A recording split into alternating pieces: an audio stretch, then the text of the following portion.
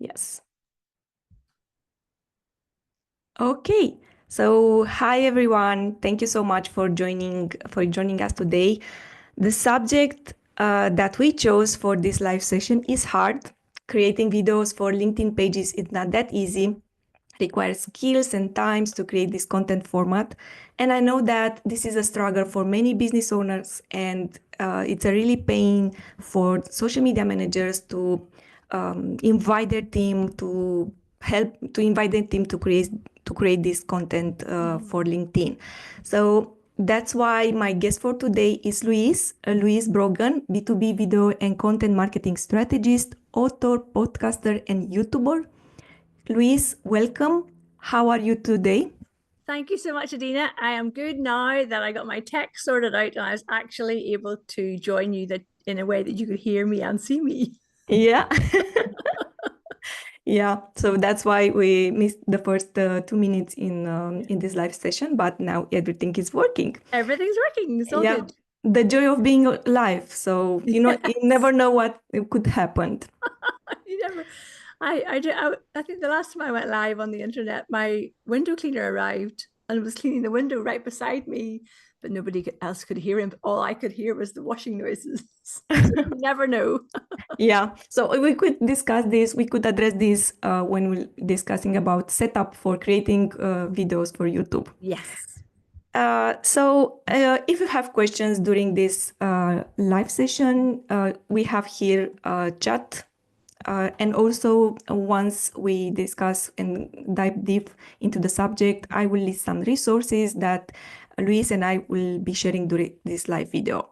So, Louise, let's imagine that a B2B wants to include more videos into their LinkedIn strategy. Could you explain what the video content strategy for LinkedIn look like? Yes. So LinkedIn have become, as a company, are really promoting video at the moment. And there's a lot of statistics around how much video content has increased. So LinkedIn themselves say that the amount of video content being put onto LinkedIn is going up 36% year on year. Now, Adina, you and I both know with statistics, a statistic is a statistic is a statistic, as they say in politics.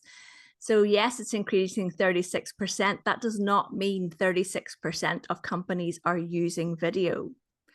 So it's easy to see that headline and think, oh, everybody's doing video. What's actually happening is that not a lot of people are doing video, which to me means it is what they call a blue ocean. It's a space to get in and get used to really raise the visibility of your company and of your executives by doing video, because so few people are doing video and so few people are doing video well on LinkedIn. So in terms of strategy, number one, start thinking about how you can include video into your LinkedIn content strategy. We have a particular framework on this, and I call it the COPE framework, COPE. And it's got double meanings because people are kind of scared about going on video on LinkedIn. So I work with them to help them get over their fears and to actually get on to video. So that's part of it. But then what we do, it stands for create once, publish everywhere. So when we get on a client onto video and we record a video session with them, then it can be repurposed so many ways. Like it's crazy how many ways you can repurpose that content. So you can create short clips from your video. And if you are using LinkedIn at the minute, you will notice that they are really encouraging vertical video. So the portrait style video. So putting into short clips, which should be under 2 minutes long, then taking the transcript from those videos and creating LinkedIn newsletters, LinkedIn articles, short LinkedIn posts, and then taking that written content and turning it into carousel posts, asking questions of the audience on topics that you brought up in the video by doing polls. So you can see that there is, when you start with video as your core piece of content, then you can create so much value out of that. And I think that really appeals to, you know, somebody who is, a lot of people I work with would be, you know, maybe a company with 200-300 staff and a small marketing team who's responsible for marketing the entire business, you know, including going to trade shows, going to creating content for their websites. You know, LinkedIn is only a small part of that. So when you say to them, here is a framework where you can do video for 1 hour, and this can kind of cover your whole LinkedIn for the month, they're like, please tell me more. So yeah, the COPE framework, that's something that we have. I'm very delighted. I love a good acronym. I'm glad, I'm really quite pleased with myself that I came up with it. Basically, what you are saying is once you defined if you want to go with LinkedIn with videos, then basically you have a machine of creating content starting from that video. Yes. As you said, with carousels, with polls, with short form videos, with longer videos, and so on. Yes. So it's not just creating one piece of content and publishing on LinkedIn, basically thinking in terms of what you should reposting after 1 month, 2 months later, and so on, with that video content that you have in the first time. Yes, yes, and remembering that. Well, so there's a whole. I have a theory about why video is getting more popular, but I don't have the insight into LinkedIn's algorithm. But my theory is, people cannot have missed how much AI content there is on LinkedIn. Yeah. There's almost as many posts complaining about AI as there are AI posts on LinkedIn. I kind of wish people would just stop complaining about it now. It's happening, you know, whatever. Yeah. But when you put a video up and you are the person on camera speaking, right now we know that's you. We know that you are a human being, that we get on a sales call with you. We're going to see we're going to talk to the person that we saw in the video. So it's humanizing our content as well. And I think that's really powerful in today's current climate when, you know, people are obsessed with, is this an M dash? Is this a, you know, is there a rocket in your post? Did you write this with AI? Rather than let's think about, you know, how we can serve our audiences. But when you do video, people can see that it is you in the video, which I think is very powerful. Yeah. And it's powerful and still is not that used by the company pages. We noticed that we released the LinkedIn benchmark 2025, and we noticed that 1 out of 10 LinkedIn posts it's video on LinkedIn, and 1 out of 3 LinkedIn posts contains links. So I think there is a huge opportunity to rethinking the way you are doing content on LinkedIn, because the platforms want to keep within the platform. The platform favors posts that not pushing people to see a landing page or to subscribe to a newsletter and stuff like that. And the more you create this type of content, the content that keeps people within the platform, like text posts, like polls, like videos, the more you create this type of content, the more the platforms reward you more and more. So this is an important aspect to include when, I don't know, when every social media managers or strategists have this in mind to create a content strategy. I think as well, Adina. So I have a YouTube channel, and it's got a far bigger audience than my LinkedIn network, which is, you know, it's kind of interesting to me. But I will put video content on YouTube, and sometimes I'm a bit lazy and I'll write a post that links to that video. But when I'm organized, so when I'm not doing all my client work and training and workshops, and I have a little bit more time, I will take the YouTube video and I will create shorter clips from that video, and I will upload that video as a native video post onto LinkedIn. And people will see, maybe it's an 8-minute long video talking about how to optimize your LinkedIn personal profile. When if I take a clip from that's maybe about writing your headline, and I post that on my company page, people are curious and they want to know, well, what else can we do with this?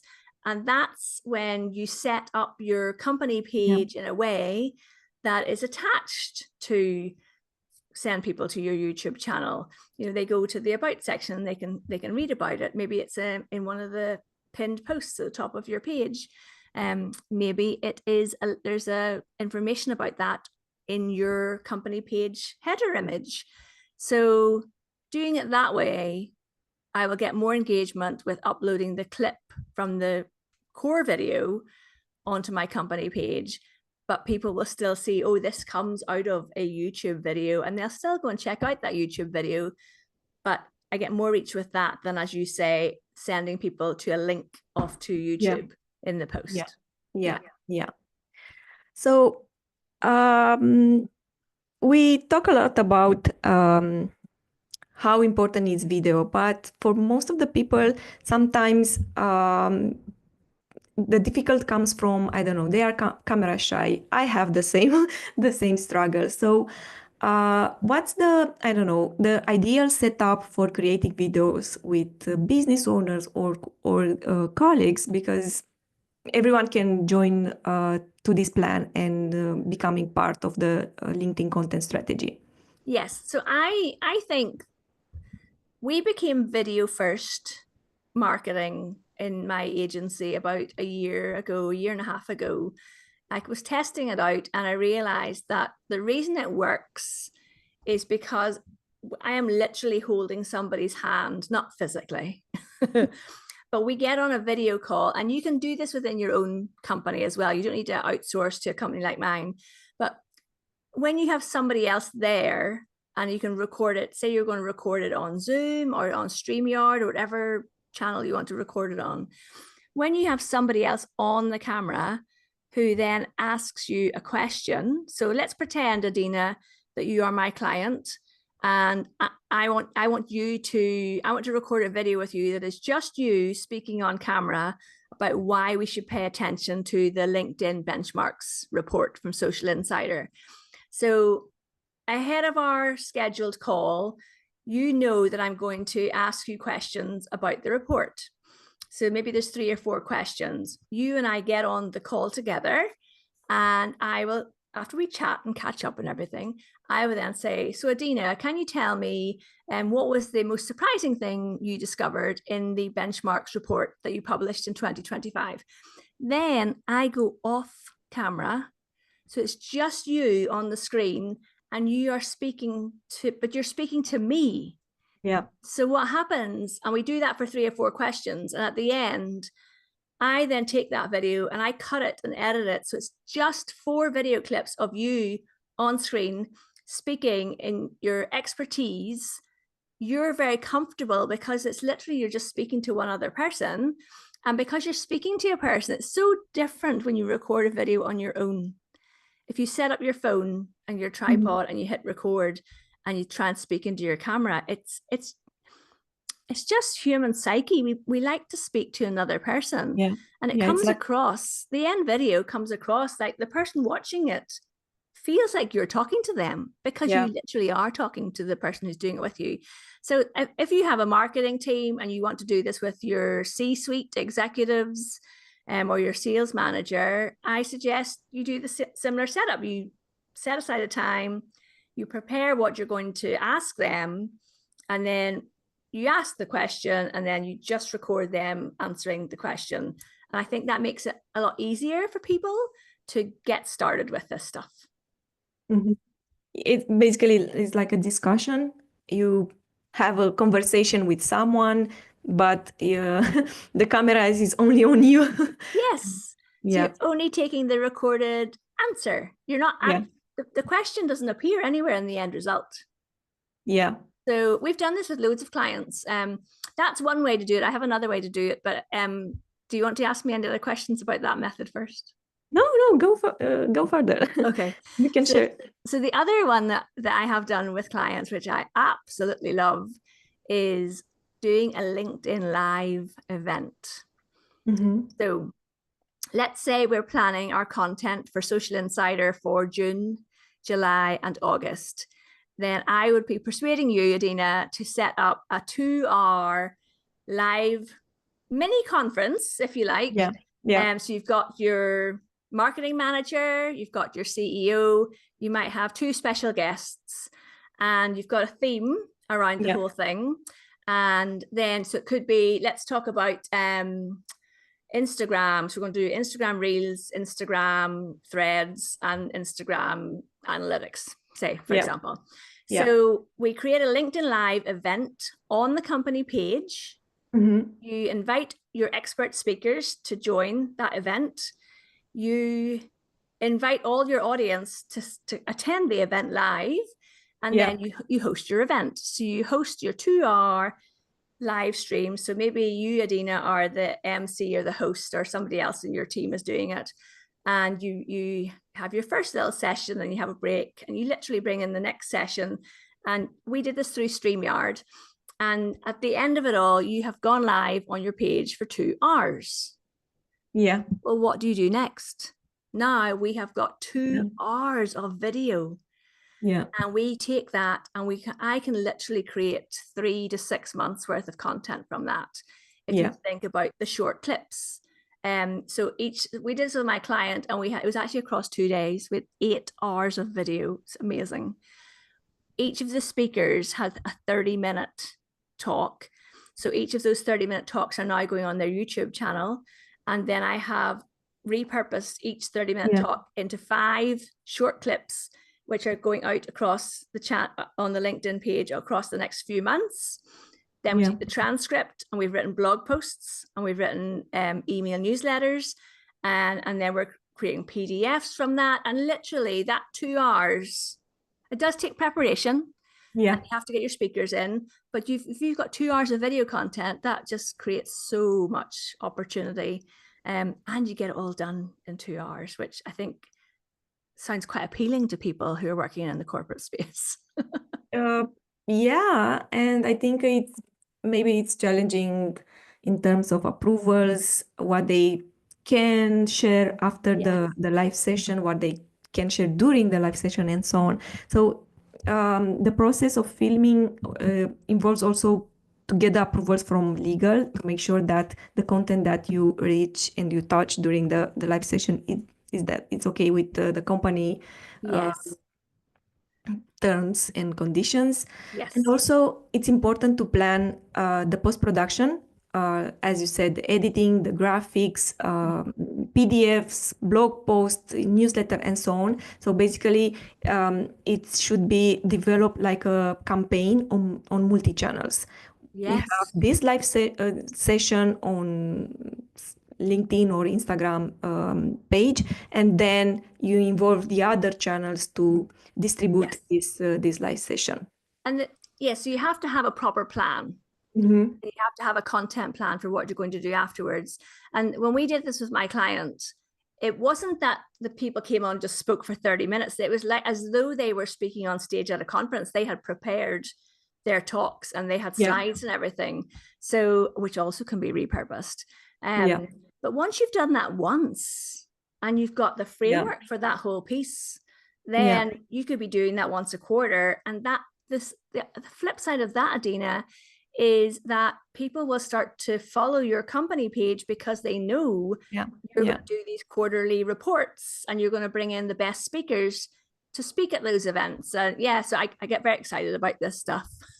It's it might require to do a lot of work with post-production, but it could generate a lot of shares and comments and impressions as a campaign. Well, not even that, because I think a lot of companies are like, well, if I put all this effort into LinkedIn, how am I actually getting my leads and sales here? So when you do the event on the LinkedIn company page, people register for it, and you get their email addresses. So you now have a way of contacting those people, which you can hand off to your sales and marketing team. But also, when you do a conference, I mean, I've been at 2 conferences, spoke at 2 conferences in the last 6 weeks or so. People come to hear your talk, and then they want something more from you. So you can say, well, I've just done a 30-minute talk on how to repurpose your video content. I actually have a 16-page mini book that can help you with that. So if you'd like a copy of that, let me know and I'll send it to you. So now you're having conversations with people after the event as well. And that has to be part of your strategy, I think, as well. You know, what is the purpose? Why are we doing this in the first place? And what's our strategy behind this? Yeah, what's happened with the leads that we got from that specific conference? Yes. Okay. Can you share some video ideas for people that are like me, camera shy? Well, Adina, you've got so much gold and valuableness in your report. I just do video content about it all the time. But I have a little handout for people who are interested, and it's about 3 easy video types to make for LinkedIn. And the first, which is also the easiest way I think to create content for LinkedIn, is to answer your FAQs. So what are the questions you get asked all the time by people? And the trick here, or the technique, is don't try and answer them all in one video. When people say, how did I get so many subscribers on YouTube? It's because I only ever answer one question in any of my videos. So rather than saying, here's how to use LinkedIn and how to do video and how to connect with people and how to get sales, I literally have a video that says how to post on LinkedIn, or how to upload your resume on LinkedIn is my #1 video. So when someone clicks on that, that's the only thing I talk about. So that's really key. So if you have a list of FAQs, and this is where AI is such a good resource, because I think AI should be used as a tool to help us to come up with content ideas. I do use AI tools to repurpose, but then what it gives me, or it gives my team, we then take and put it into our own style, our own words and our own images and everything. But if you go to whatever AI system you like, and you create an AI agent, so you don't just go to ChatGPT and say, what do people want to know about LinkedIn video? You go in and you say, here's who's my audience, here's what our business does, here is, here's what I want to be known for, what are the key things that people are asking about this thing? And then it might spit out 10 ideas, and you think, well, those first 2 we don't cover, but actually 3, 4, 5, and 6 sound good. So FAQs is the first one. The second one is behind the scenes.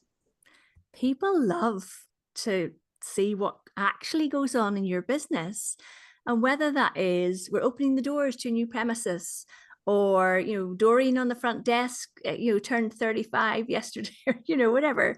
But people love to see what it's really like inside your business. And there's a double benefit here, because if you are recruiting people, potential employees want to see what it's actually like inside your company.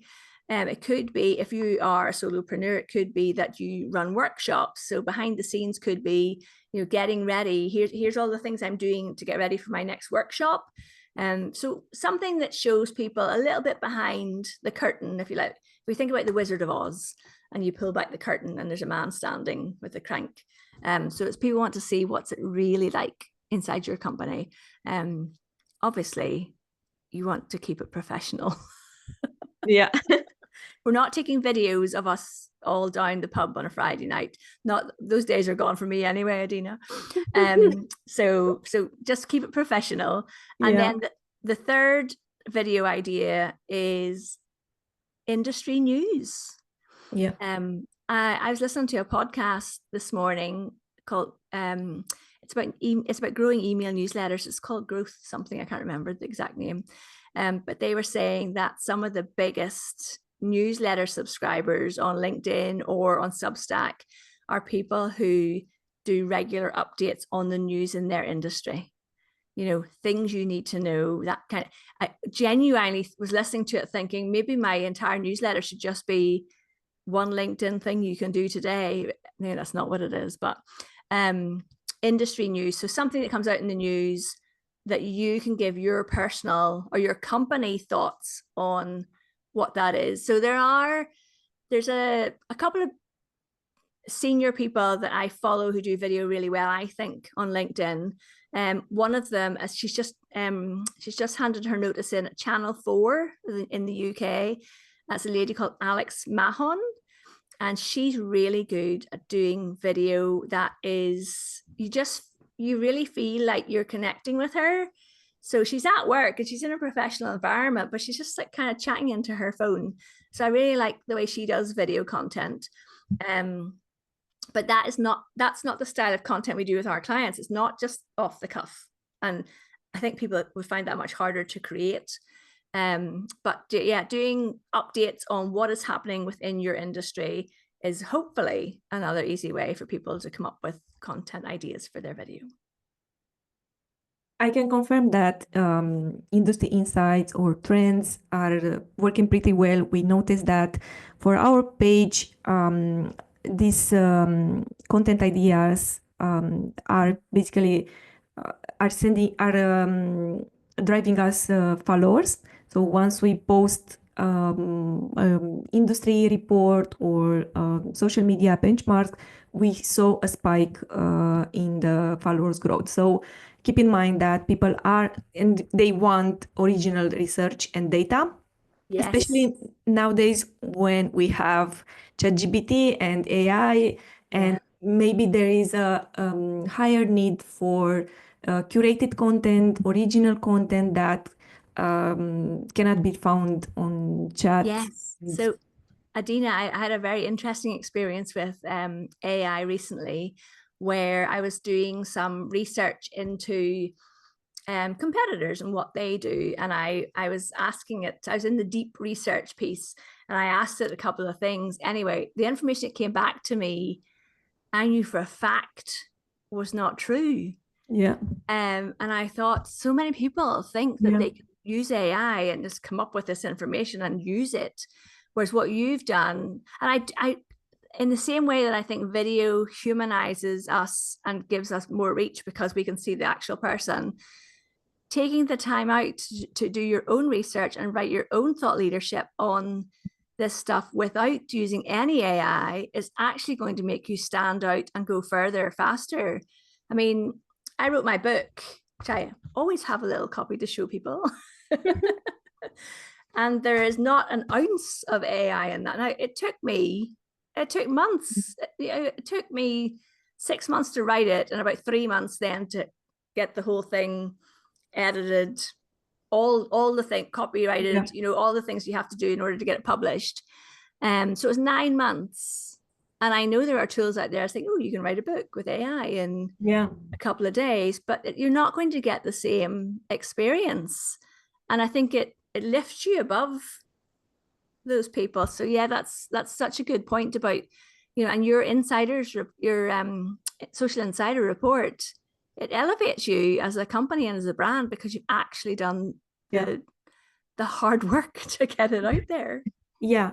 And people want this kind of information. So it's important to create them. I know it requires a lot of work and perhaps implies to do research on asking people through different channels to get some data, but the output is pretty impressive. So keep in mind this type of content idea. Yes. We should. You said earlier about the leads that you can get from a conference, from a live conference. So as a metric, it's important to look at this type of number of leads, maybe sales from a video. Are there any other metrics that people should measure for LinkedIn videos? So I find the LinkedIn metrics very interesting. The click-through rate, because you might have a percentage that says, and we have had this with one of our clients, where it says, the click-through rate is 10%. I'm thinking, wow, that's amazing. That's so high. But that's the percentage of people who the post has been shown to. It's not the percentage of people who follow the page. And I think I prefer the metrics to be a bit clearer, to be honest, on LinkedIn, because I think that's a little bit misleading. But what I do like about LinkedIn and the analytics is that your content has a far bigger shelf life than, or longer shelf life than other platforms. So I think it's important to continue to look at those analytics. So you might have content that went out last week, and you think, oh, you know, maybe you're reporting into your COO or somebody, and they're saying, so we're putting a lot of effort into LinkedIn and LinkedIn video. Can you show me that it's working? So don't just look at the last month's analytics. I would look across maybe a 6-month period, because you'll find the content that went out 3 or 4 months ago is still being served up to people who are searching for the topics on that content. So I think that's important to note. And then how long people are watching your videos for is important. And I can't remember the exact numbers, Adina, but I think it's like, if they watch 3 seconds of your video, it's counted as a view. Well, to my mind, 3 seconds isn't really a view. Yeah. So we'd much rather have them watching for a bit longer. And that's why it's important as well. Try and keep your videos short, because the attention span these days of people on social media is very short, because they're used to TikToks and Instagram Reels and all that stuff. But also looking at, is my content being watched on mobile or on desktop? So who is my audience? So I think for my audience, we get more views on desktop. But my audience isn't in that younger, it's not really in that 20-something space, which is good, because sorry, I reframe that. I'd obviously love people in their 20s to watch my content as well. But the clients that I work with, the decision makers who want to hire us, are usually older, and that's the age bracket that I want to be engaging with my content. So it's understanding who you're trying to attract, what industries you want to attract people to work with, what locations. So those things are really important. And if you don't pay attention to those, you might present something, maybe your CEO says, oh, our LinkedIn company page seems to be doing really, really well. I see lots of engagement and comments on the video. Well, if you go into the analytics and the data behind that, and they're just not in the industries that you work in, or they're not in the geographical regions that you work in, it's not translating across to people. So I think that's really important to look at. But at the end of the day, I speak to a lot of companies who want to know, interestingly, Adina, people are still saying to me, do you think this is right for us? I spoke to a manufacturing company today, and they said, do you think LinkedIn is the right place for us? And I thought, I wanted to say, of course it is. Where else would you be going with this? Well, anyway, but very polite, and so I didn't respond in that way. But I think they're saying, a lot of companies, corporates and B2B people know they should be on LinkedIn, but they're not really sure how to turn that investment and activity into actual business. And I think that's really important to try and understand, well, okay, if we grow this company page, how do we convert that into people signing up for our service? So another potential client I met today, they're based in Germany, and he said to me, we have investors in this business and they will want KPIs. So we need to track, if we spend money on this, I have to be able to prove to them that it has been worth it. And he said, and one of our KPIs is the number of people who follow the company page. Well, the people will follow your company page if your page is giving them something they can be interested in, that engages them enough to want to follow your page. It's not, and I don't know if you've seen, Adina, the new LinkedIn premium page. I don't think I've got it yet, where you're auto invited to follow a company page if you interact with any of its content. So I have this option, but I didn't. You didn't turn it on. Yeah, I didn't started to use it, but I think it's interesting to see if we can see some results after using this premium feature. maybe the push from LinkedIn will be to show your content to a broader audience once you Oh this. no, I have, the only reason I haven't turned it on is because I was traveling for work. I'm absolutely going to turn it on. In fact, it'd be a really good idea to turn it on tomorrow and measure it for a month, because it's the 1st of May. Maybe we should do it together. Yeah, and then share the results on LinkedIn. Yes. So I think the basic stuff, like the pains, the needs of your customers are still the main things that people are seeing and watching your videos, and what the reason of choosing to follow you on channels on LinkedIn and not only. So as well as business owners and social media managers, keep in mind that what are the customer needs and customer pains, and then develop a content strategy based on that things. The other stuff are the execution, the way you do it, but the how and why, it's more important than how it's going to be executed. I think there's a lady I worked with in America. She's a sales expert, and she taught me this term, but always come from a place of service. So if you can think, is my content helping my audience? You can't go far wrong with that, I don't think. Yeah. Right now, I just read the book of Bob Moesta, The Jobs to Be Done, which basically invite us to listen more and basically have this, I don't know, mindset of just listen and not throwing questions to our clients, to our customers, and actively listen them and and make sure that we eliminate the vague words and just putting the right questions when the customers or the client is ready. So maybe I think that's really powerful. I've been doing quite a few sales calls recently, and because I like to talk, which I think you've noticed about me, Adina. So on a sales call, I will ask the client how I can help them, and then I just don't speak until they're finished. Even though I might want to ask a little clarifying question, I wait until they're finished. So I think they like it because they really feel like and obviously I'm listening to them as well. But there's something about that. So Jobs to Be Done, that sounds like a good book. Yeah, Jobs to Be Done, Bob Moesta. It's really good. Now we are trying to implement the framework within the company. So I really recommend it. And I will share the story on LinkedIn once we roll out the project. Okay, I've just written that down on my notepad. Good.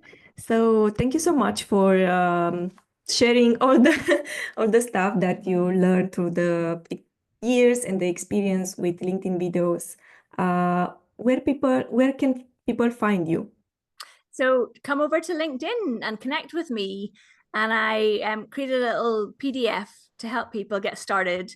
And they can just go to louisebrogan.com/insider and get a copy of that. But connect with me on LinkedIn and tell me you saw me on this chat with Adina. That'd be lovely. So yeah, I shared the resources here in the chat. Super. All the details will be added in the webinar after this this live session. Will be shared with everyone who wanted to attend to this live session. Lovely. So thank you so much for being with us today, Louise. Thank you so much for inviting me. It's been lovely. Thank you. Have a great day. Bye-bye.